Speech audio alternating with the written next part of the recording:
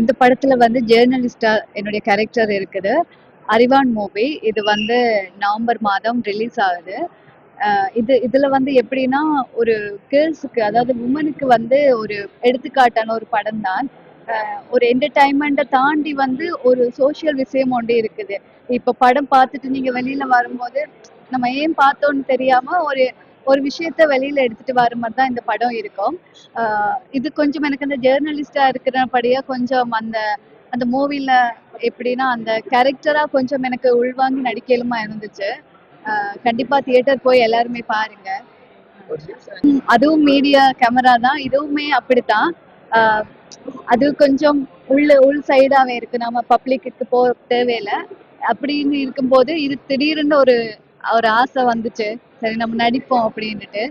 அதே மாதிரி தான் நடிச்சேன்.